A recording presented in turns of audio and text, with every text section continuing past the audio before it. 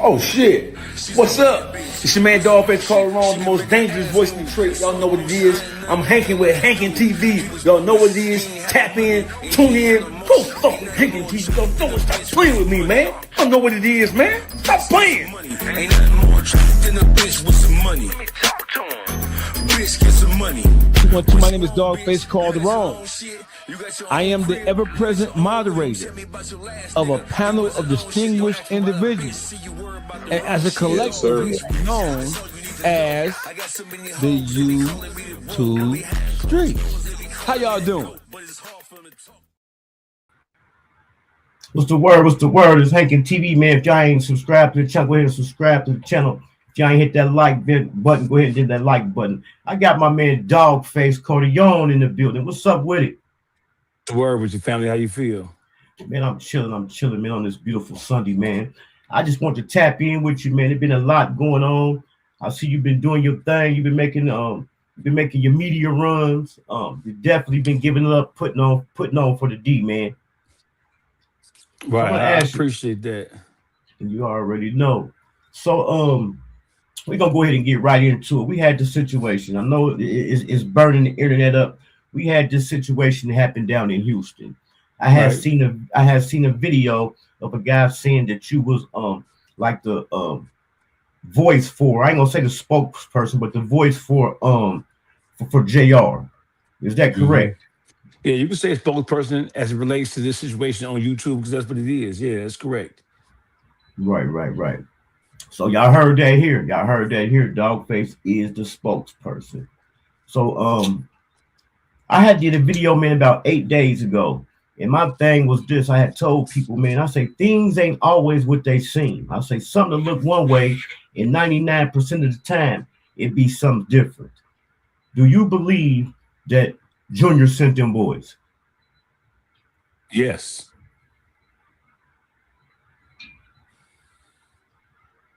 So you believe J. Prince Jr. sent them? Yes. Okay. So from your recollection, I have seen the video you had did. I want to say you might have been on Flacco or Academics, where you was giving your breakdown of it, and you was saying that 3 was there, he was in charge. How you feel like he should have stepped up in that situation? I don't feel like he. I mean, that's kind of like a. It's kind of like a double negative question.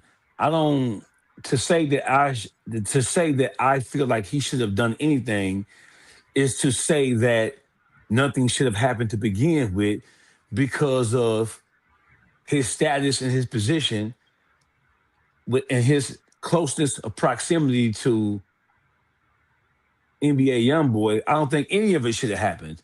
Right. So when you ask me, what do I think he should have done?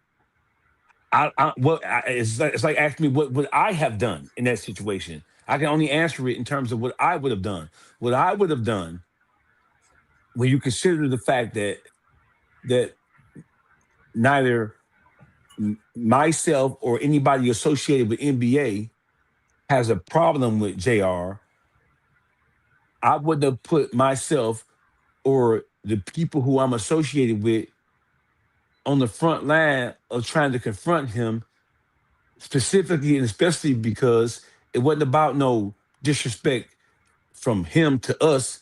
It was about his relationship with Junior that surrounds everything that has to do with a female. It don't have nothing to do with no street shit. It don't have nothing to do with no getting no money. It don't have nothing to do with getting a bag. It don't have nothing to do with direct line disrespect between All-Star JR and anybody in the NBA camp.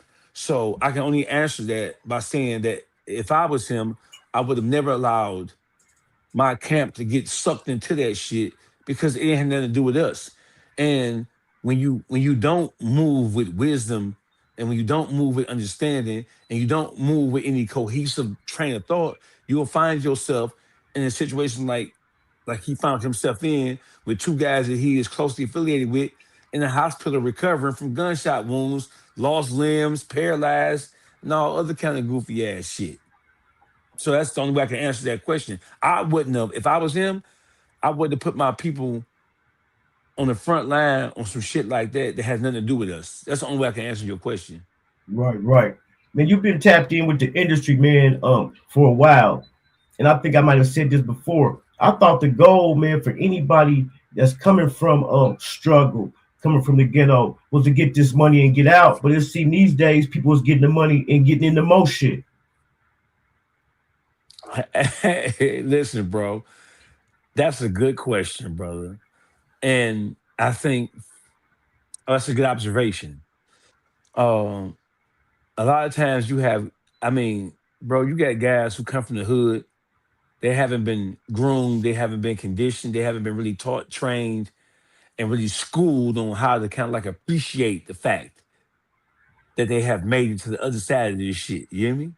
So Facts. you have guys like Pooh Shiesty, and now you have a situation like you have in this NBA situation. You have guys who are winning in every respect, who instead of instead of accepting and acknowledging the wins, and instead of accepting and acknowledging the fact they're doing better than a lot of people where they come from, they Right. find themselves, they put themselves in situations like you just said, where they going backwards instead of going forwards. My nigga, y'all niggas NBA, y'all connected to the hottest rapper in the world. What in the fuck did y'all? What are y'all doing? And that is typical of what's happening in the hoods across the country. Motherfuckers, even in the dope game, a motherfucker be in a dope game, winning like a motherfucker, and still pressing the line. They won't never retire. They won't never stop. You know what I'm saying? So it's the same thing with these rappers. These rappers have the advantage. Y'all niggas are where little black boys and girls all over the planet wish they were. And instead of acknowledging that fact, instead of kind of like letting that shit sink in, y'all doing everything. Y'all acting like y'all back in the hood some motherfucking where. So Definitely do. that's just what it is, brother. Definitely do. Also, kind of going in with that situation. I mean, you've been tearing the internet up. Every time I scroll, you on there. I mean, you're doing your job.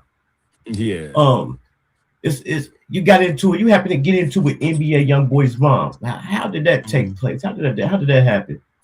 Well, what happened was, brother, just to be straight to the point, is that she had made a video defending Ben 10's mama when Ben 10 mama was saying she was basically praying for her son, and she was basically just expressing her feelings and emotions about her son's physical condition, and basically like calling for people to kind of like pray and throw up a prayer for her son. So she received criticism. Being 10's mama received criticism for that.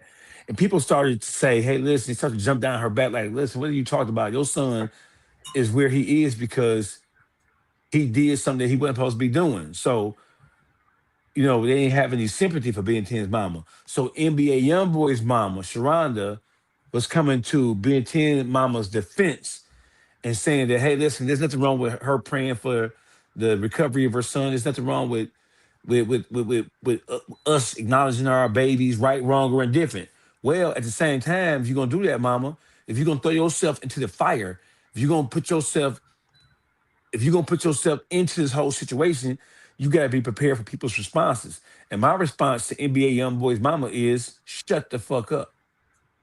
Because you're asking money, you're trying to defend something that's indefensible. I mean, no matter whether we all have children, and even if my kid did something wrong, I still wouldn't want nothing to happen to him. But at the same time, you got to realize, and you got to understand that you're a public figure, and when you make a statement, everybody's watching you. You're in the public domain, so if somebody doesn't appreciate you asking people to pray for your son who got his ass shot off because of some shit he did, you can't be mad at that shit. So I was really trying to like send a message to young boy mama by saying, hey, listen, go sit your ass down. You shouldn't be saying nothing about this at all. Because when you do that, you make yourself a target.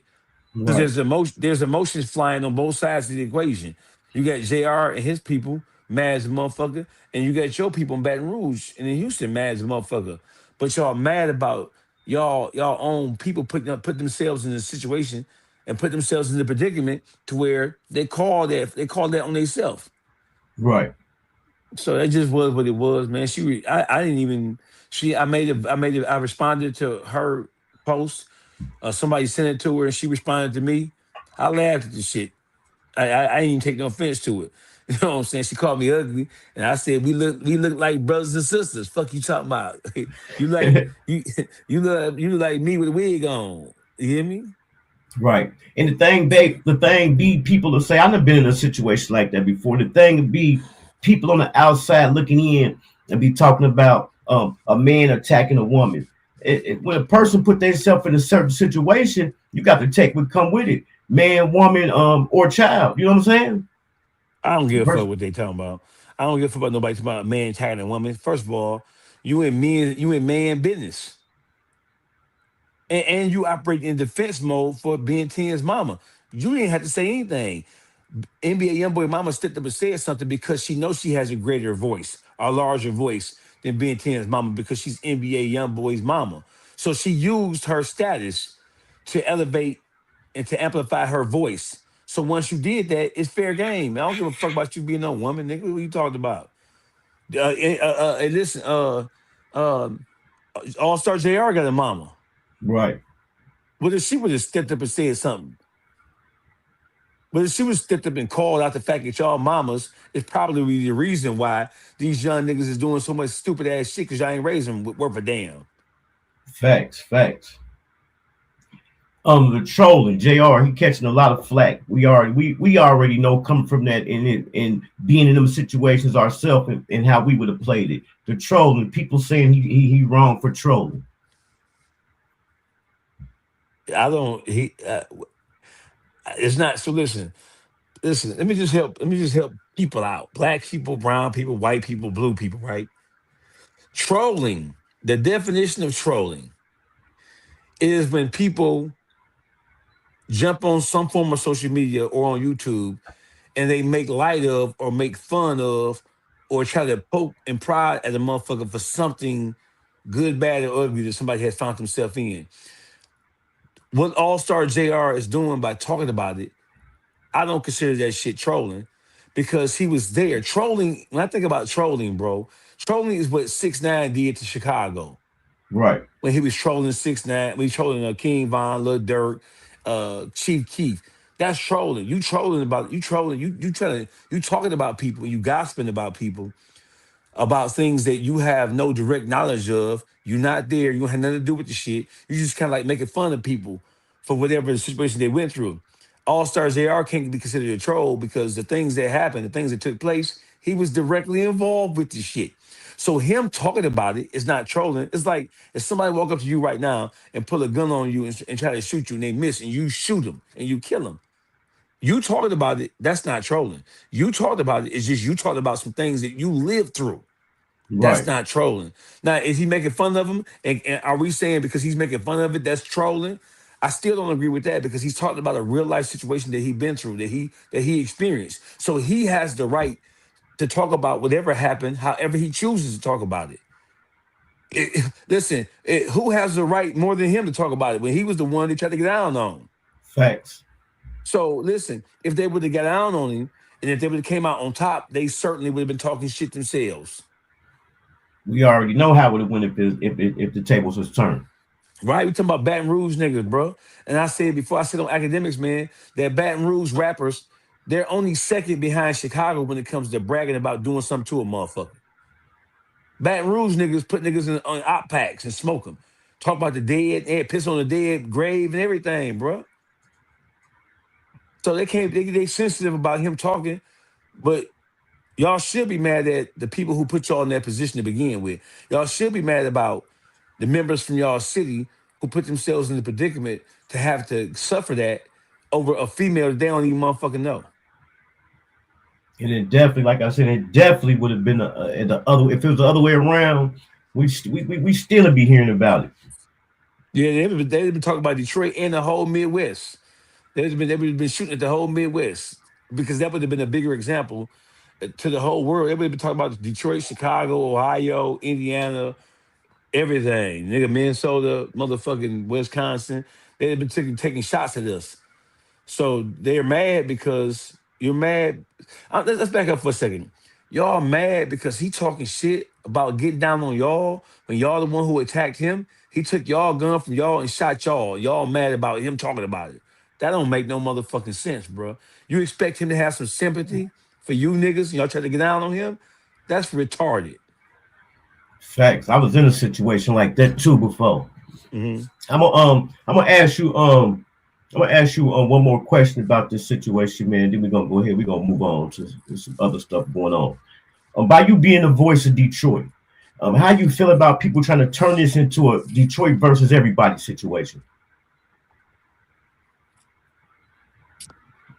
I mean, All-Star JR from Detroit. He has support in Detroit. You have a lot of people in Detroit who are not supporting him. There's a lot of the rappers who are at the top of the totem pole right now who haven't said anything and are not going to say anything in his defense because they don't rock with him. So this is not a Detroit versus everybody situation. This is really JR and his camp doing what they got to do to protect their own interests in this whole situation. Everybody in Detroit ain't rocking with JR. All you got to do is look. You know what I'm saying? So that's a misnomer. It's a misrepresentation of fact to say that it is. Now, the Detroit versus everybody sentiment is what it is, man. Y'all and y'all try to get down on a motherfucker, and they started popping it first. You know what I'm saying? They started talking about what they was gonna do. So they're making it a city to city situation because JR never said fuck Baton Rouge. He never said fuck Houston. He said fuck the niggas who try to get down on him. You know what I'm saying? He never said anything about fuck Baton Rouge or fuck Houston. He said fuck the niggas who was involved with it. So if the people who are associated with the cities these guys are from, they take it some kind of way, they just take it some kind of way. We don't give a fuck about how they feel because he didn't do anything to them. It was Baton Rouge that rose up and went to popping that shit like that, like it was something special. We don't give a fuck about them niggas popping that shit. We don't give a fuck at all. We're not even finna be answering that shit no more. Fuck whoever don't like it. Y'all tried it. It didn't work. It wasn't successful. Y'all got punished with your own pistol. It's on them. And I think anybody in that situation would take that as a trophy. Like, you try to do something to me with my own pistol and the tables turn. So a person definitely got a right to pop their shit. So watch this, Hankin. Watch this. When Gucci Mane got into it with Pookie Loc 20 years ago, he popped his shit, right? Facts. Okay, he popped his shit. I can name a million rap. Lil Tim, they got somebody named Camp. Lil Tim is part of the NBA squad. When Lil Tim killed King Von, he popped his shit. That is a here and now example. They embraced Lil Tim. Lil Tim from Quando Rondo camp. When Lil Tim killed King Von, the whole NBA squad embraced him. And they put him on the platform. He had the concerts with YoungBoy. He talking shit. He popping it. So what the fuck is y'all mad and upset about? All-Star JR popping this shit. When y'all remember pop this shit on King Von. Come on now. Now they hypocrites, bro. So keep it fair now. We call it keep it cute. Keep it cute. Be cute. So that situation right there, he used that situation kind of like the as a boost. Hey, listen, Lil Tim used that situation. Lil Tim wasn't no rapper, bro. I mean, he was rapping, but he wasn't. Quando Rondo, not even no top level rapper. You hear me? Lil Tim didn't have no motherfucking history with nothing going on. Lil Tim used the killing of King Von, like you just said. Lil Tim used the killing of King Von to pop his shit and try to turn himself into a household name. So the same shit he did, they mad at JR for doing. But JR, come on, it's hypocritical, bro. That's hypocritical. It definitely is. RIP my guy Big D, man. I know I heard you tell your story about Big D, how he kind of like brought you into the game and stuff like that. So you know the workings behind the scene of podcasts and getting guests and stuff like that. We got a situation going on right now with Boosie and VLad. Boosie saying VLad being cheap, VLad saying the numbers ain't matching for what Boosie asking for. I think Boosie is reflecting on some past numbers that VLad has paid someone, particularly 6ix9ine. So when it comes to this podcast space like this, Um, how you feel about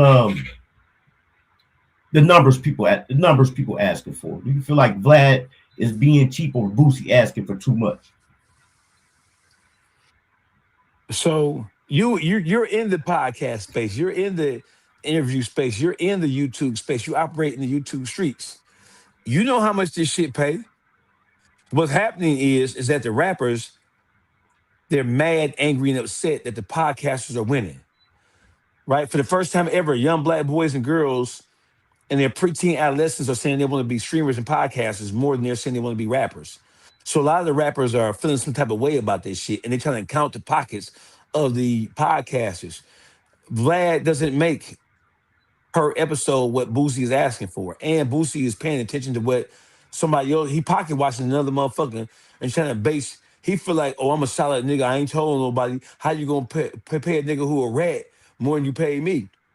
Because even though 6ix9ine is a snitch, 6ix9ine still commands a greater audience than you do, nigga. That's number one. I mean, it don't get, I mean, no difference whether he's no rat or not, but he's still more lit than you. He's still more relevant than you to the YouTube. Maybe not to hip hop, but to YouTube, he's still more relevant than you are to the whole YouTube space. So it is what it is. That's number one. Number two, I'm personally aware of what's going on here because Mafi from the Mafi channel is one of the people who's managing me. Mafi is the booking agent for Vlad TV. He's the booking agent for No Jumper. He's the booking agent for um, the Art of Dialogue and a couple of other major interview-based platforms. So he's the one who booked Boosie from the very beginning. He's Right. the And one they who want he's the and one they who weren't even booked paying Six him. Nine. And he He said won't wasn't book even Six paying Nine. him. No, motherfuckers just pocket watching another motherfucker, bro. He just pocket watching the motherfucker. When 6ix9ine revealed his numbers, it made him feel some kind of way because how you gonna pay a nigga who we calling a rat more than you paying me? I'm a real nigga. He just pocket watching the motherfucker, bro. He just Pocket pocket like watching. he don't get more than Charleston White. Charleston White do better numbers than you do. So it's about numbers. It's about mathematics, bro. According to straight line mathematics, you do well, but you don't do more than him. So Right. stop watching this, and then you getting paid $25,000, $30,000 an episode. That's good money. You getting Right. paid more. You getting paid more to just sit and talk to a nigga for a half hour to an hour. You get paid more than do that than you do for a goddamn show, and it's less dangerous. And you ain't got to hire security, and you ain't got to travel no motherfucking where. Right. And that's the thing Vlad said. Vlad said, damn, Boosie, all he got to do is wake up and do the interview. Vlad said he flying out there, getting a hotel, coming to his house. So he definitely pocket watching. Yeah, I see the brother real at 23 said there's nothing wrong with renegotiating your contract. There's nothing wrong with it being turned down. Right. Yeah, but so if there's nothing wrong with renegotiating your contract like he so eloquently articulated, and there's nothing wrong with it being turned down, why little Boosie go to social media with it? Right. Why he go to social media with it? If there's nothing wrong with you asking for more and the dog respectfully declining, and then he's explaining to you why he's declining, then why you go to social media with this shit? Why did Boosie go to social media? Vlad didn't go to social media. Vlad went to social media after Boosie went to social media. So if you don't give a fuck about it, if you don't care about going on Vlad, then no big deal. Why talk about it? Right. You Right. trying to Let's put speak on it. you trying to use your voice to put some public pressure on Vlad. You can't pressure Vlad into doing shit. Motherfuckers cut their arm off to go on Vlad. They do. You just recently had a did they remove your post or they took your page? I see you had put up somewhere somebody had put in some put a claim in on you. Lando bitch ass. Lando from the Hip Hop Lab from Detroit. He mad because I exposed his bitch ass for the shit that happened with Rocky Bad out in California 10 years ago. That was Lando from the Hip Hop Lab. Ohio know who he is. You know what I'm saying? Ohio know who the Hip Hop Lab is. He used to manage Rocky Bad. He now manages Baby Tron. Yeah, And that he reported my post like the bitch nigga he is. they crazy. So let the people know what you got coming up, DawgFace, man. You've been grinding, man. You definitely inspiration. You motivate me. Let the people know what you got coming up, man. Well, shit, I'm on my promo run. I can't believe he said that promo tour 2026. I'm traveling across the country, making guest appearances on some of the top interview platforms in the world, urban interview platforms in the world, and things that are not so urban. Because I've done in the next 10 days, you're gonna see me on every major platform in the urban media space and beyond. Because I just did Sean Mike Kelly. Sean Mike Kelly in Vegas is like a young Joe Rogan. You know what I'm saying? I did his show a couple of weeks ago. I'm waiting for that to debut. I just talked to him a couple of days ago. It's supposed to come out with any day now. You can look for it to come out. But I'm just making I'm doing my promo tour. I'm the most dangerous voice on YouTube, not just Detroit. You know what I'm saying? I'm one of the most sought after interviews on YouTube right now. I'm that. But I'm fucking with Hankin TV. No matter what, no matter how big I get, you call me, I'm coming. I definitely appreciate it, man. I got one more. I want to hold you up. Coming where we coming from, man. Did you ever think it'd be a day and time where you could sit back and get paid for telling the truth? Yes. I started podcasting in the city of Detroit in 2011. When I started podcasting, I was in the radio room style atmosphere, talked about current events that was going on at that particular point in time, and I was interviewing people. The difference is between me and internet radio stations that was in operation at the point. I filmed my interviews. The very first time Ice Vezo was on a podcast, he was on my podcast. The very first time the people who was associated with him at that time were ever on the podcast, they were on my podcast. That was in 2012. Niggas didn't even know what the word podcast meant in 2012, and you know they didn't. Right. The word podcast wasn't even part of the urban vernacular at that point in time, right? So it just was what it was. So I've been doing this shit. I knew that I'm a trailblazer. I'm a forerunner in this shit. I knew that it was coming to this because people want to see it and hear it. They don't just want to hear it. They want to see it and hear it. And podcasts gave people the opportunity to see and hear it. And it means all things urban, all things news, all things music, all things, what's happening in the hood. I knew it was gonna come a day when this was gonna happen. I was just waiting for it to happen. Right. And the tour you say you were going on, I just seen the flyer. Let the people out there know how they can attend it. Shit, I'm going on major interview platforms across the country, from radio stations to podcasts. If you see me in the city, you know what I'm saying, just me doing my promo run. So if you see me in a city, I'm gonna be dropping a new flyer today. When I get done with this podcast with you, I'll be dropping the updated flyer, let motherfuckers know where I'm gonna be. If you see me in one of those cities, pop out, holler at me. I'm easily accessible. You know what I'm saying? Holler at me. You know what I'm saying? Talk to me, I talk back. You know what I'm saying? If you're looking, if you have a podcast, if you have clothing brands, if you have, I'm open for it, man. You cut that check and I'm pulling up. You hear me?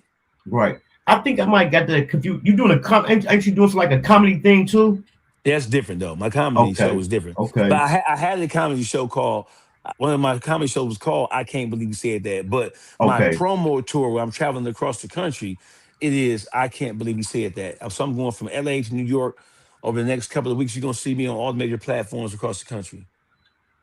All right, man. That's what's up, man. Hankin TV definitely rocking with you, man. I appreciate it. When I see you post that flyer, I'm gonna make sure I share it and get it out there.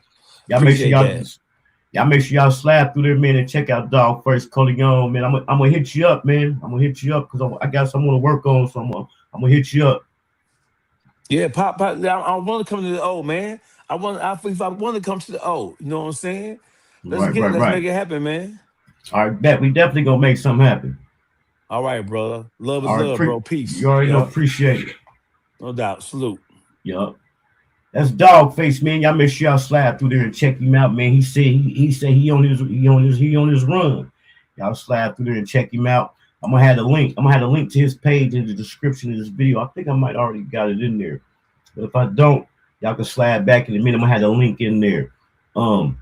If y'all ain't hit that like button, man, hit the like button. If y'all ain't subscribed to the channel, subscribe to the channel. Also, make sure y'all pull up again tonight at 6 p.m. Eastern Standard Time, man. We're gonna be going in. We're going in with Hankin TV and Chyld YouTuber. So make sure y'all pull up for that. We got some things we're gonna be talking about that's going on. We're gonna retouch on the Boosie and VLad situation. We're gonna go ahead and end it and put the nail in the coffin on this Houston situation and move on. Because y'all know the internet moving lightning speed. We talking about one thing today, and we always can depend on people to give us some content. We're gonna be talking about something else tomorrow. So make sure y'all pull up tonight at 6 p.m. Eastern Standard Time. And also, if y'all haven't caught my video, man, go check it out. It's doing good. It's doing all right. I did an upload where I say Jay Prince didn't see him being 10 dead in Ron. Make sure y'all go and check that out. As soon as I end this, I'm about to start doing part 2. I got some breaking news. I'm gonna be doing part 2, so man, make sure y'all pull up for that. If y'all ain't subscribed to the channel, subscribe to the channel. If y'all ain't hit the like button, hit the like button. Also, Thursday, make sure y'all pull up Thursday. I got a fire interview with Erin Stacy, a female R&B artist out of the A. So that's what we're gonna be doing. Over here at Hankin TV, man, y'all know we always go out with a prayer. So, but before the prayer, man, we got the Hustle Gang Choir. Bricks, all white bricks, all white bricks, like 10 bricks. Just get a lick with 50 more bricks. Ballin' like a bitch with all these bricks. All white bricks, all white bricks, like 10 bricks. Just get a lick with 50 more bricks. Ballin' like a bitch with all these bricks.